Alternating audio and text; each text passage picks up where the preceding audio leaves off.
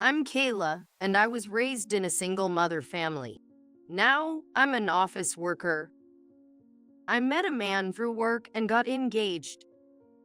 I thought happiness was waiting for me, but instead, I faced humiliating situations. My dad passed away when I was young. Since then, my mom brought me up by herself, so to speak. It's a single mother family. I remember the words my dad often said. Take care of the people and things around you. My mom said the same. With their influence, I understand the importance of appreciating people around me.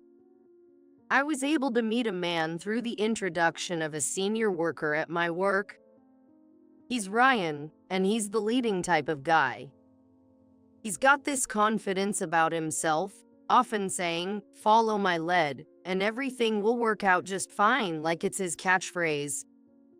There were times I thought he might be a bit too cocky, but he's always been kind to me and seems trustworthy. I even started thinking I could marry him, but I had my worries. I come from a single mother family and want to stay close to my mom. This meant living with Ryan's parents would be challenging. But when I told him, Ryan said, "I've thought about that too. I won't make you worry about strange things." That's when I really fell for him. I told my mom about him, and after hearing my story, she accepted him. A few days later, he proposed to me. Of course, I accepted, and I became engaged to him. Our happiness just kept building up. However, I started to feel a bit uneasy about his behavior. Let's go out for a steak. I know a great place. We had never gone out for steak before. I liked the idea. I was hoping that maybe he would take me to a nice place, including an engagement celebration. Yet, the place we ended up at was more of a chain restaurant-level steakhouse. It was a bit pricier than your average diner, but still, it was affordable. Ryan cheerfully said to me, "You've never had this kind of thing before, right? I've heard single mother families have it tough." When I heard that, I felt that I was being mocked. Sure, I work and can afford places like this. But I honestly replied, "It's been a while since I've been to a place like this. I actually ate steak for the first time in a long time." But then Ryan said, "Right, you'll be able to enjoy this anytime now," with a bit of a brag. Later, he took me to a somewhat fancy bar and told the bartender, "Listen, it's her first time at a place like this. Her family situation's been tough, so I brought her here. I'm pretty nice." He talked to the bartender in high spirits.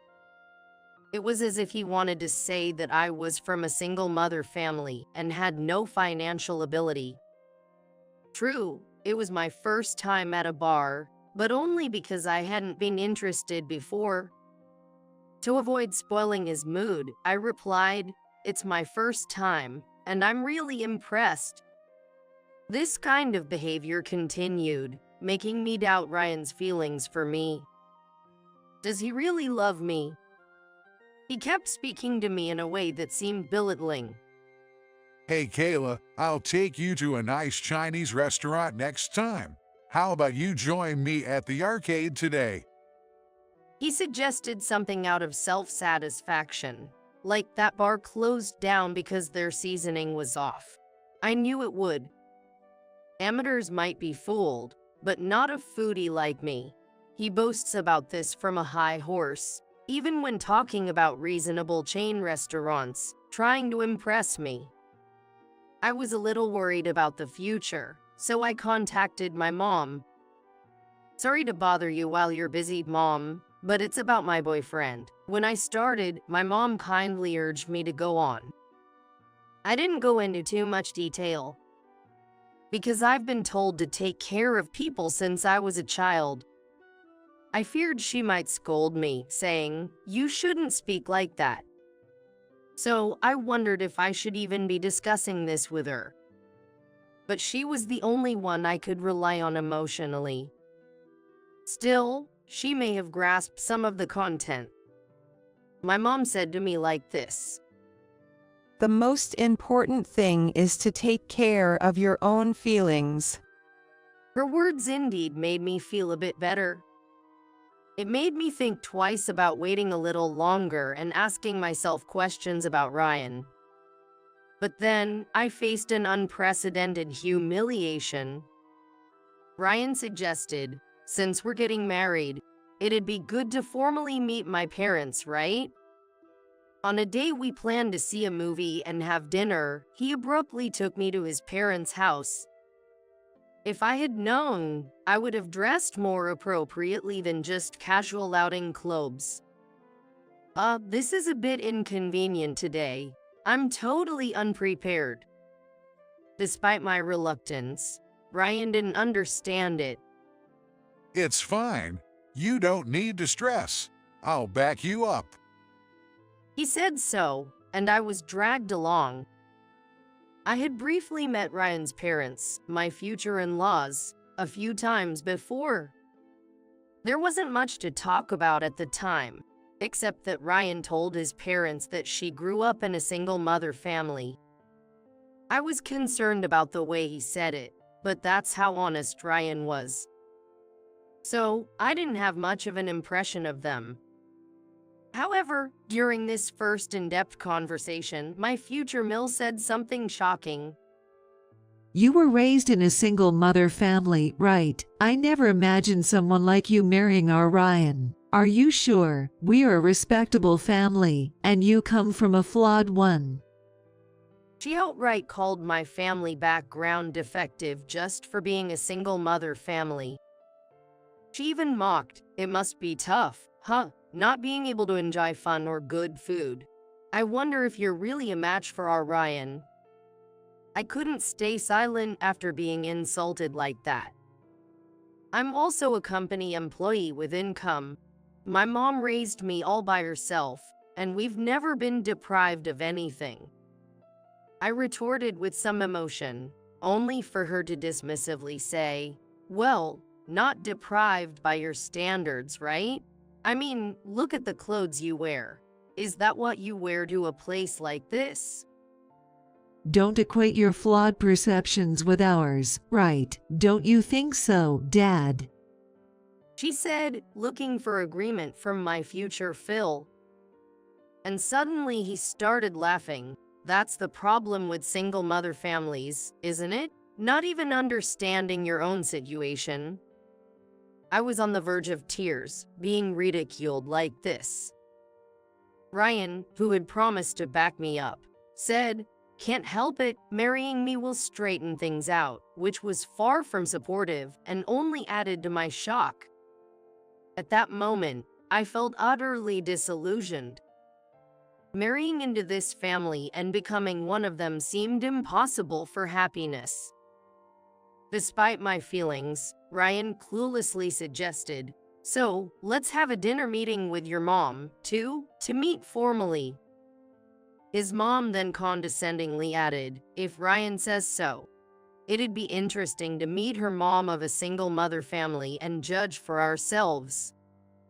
Ryan arrogantly promised, "Don't worry, Kayla, we'll cover the dinner meeting. We'll treat you and your mom to something that'll blow your minds." And then I couldn't even say anything, and the arrangement was decided. Frustrated and saddened, I shared my feelings with my mom again. "Even if you tell me to cherish people, I can't handle these people." I absolutely didn't want to have that dinner meeting, but to my surprise, my mom told me something unexpected. I understand, Kayla, thank you for telling me, but since you're engaged, it's proper to greet them. If they've made arrangements, we should follow through as a matter of courtesy. Despite my strong objections, my mom agreed to attend the dinner. I was frozen, holding my cell phone, unable to believe that even my mom wouldn't understand how I felt. But my mom finally said, I care about my only daughter the most. Leave it to me. I didn't fully grasp her meaning, but she had a plan. A few days later, our family meeting took place. Ryan said, "Don't worry about dressing up too much, don't stress," which was typically dismissive of him, but obviously, we couldn't go along with that. My mom and I picked out decent outfits and went to the restaurant that was the meeting venue. Honestly, for all their pretentious setup, the restaurant seemed like a place we could visit anytime. Hardly the exclusive establishment I was expecting. Nonetheless, since Ryan's family was covering our meal, I held my complaints. Upon our arrival, his family was already there. "Sorry to keep you waiting," even though we were 20 minutes early. Despite the apology, Ryan's mom smugly remarked, "It's okay, we know single mother families can't afford taxi and might be running late." We caught a taxi just fine, the roads were surprisingly clear. Then Ryan's dad added, "What can you expect from a defective family? They probably don't even know how to hail a taxi." My anger was rising, but my mom remained calm, taking her seat without showing any sign of irritation. I'm Kayla's mom, pleased to meet you today. Ryan's mom then patronizingly said, A single mother family, right? Must have been hard raising your daughter alone." "Poor thing, without a husband, your home must be struggling. My husband earns well for us, you know. Ryan told us you live in quite a run-down apartment. Just what you'd expect from a single mother family," she smirked. I was about to retort, but my mom remained unfazed. The way Ryan's mom spoke to someone she was meeting for the first time was beyond me, but my mom just nodded along. The dress is plain and not expensive, so it can't be helped. Ryan said, "Well, Mom, I told them not to bother too much, didn't want to stress them out." "Does he say it is kindness?" Ryan's mom then said, "Still, joining our family, I'm having second thoughts. Such a poor family." I was ready to leave, but my mom didn't say a word. "Why aren't you saying anything? You told me to leave it to you." I was confused. Surely, even my patient mom has her limits. But then, my mom's demeanor changed. Indeed, we cannot become relatives with you. Rather, we wouldn't want to. It was the first time I saw my mom speak so sharply. The in-laws were taken aback. My mom then delivered the coup de grace. I heard from Kayla that you really have a bad mouth. You don't seem to know where you stand. You said our clothing is plain and not expensive. Don't you see this brand logo? These are made to order and imported directly from Italy, and the top and bottom are about $20,000. Of course, that's about what Kayla is wearing, but it's understandable that you don't know. What you guys are wearing is about $500 at most.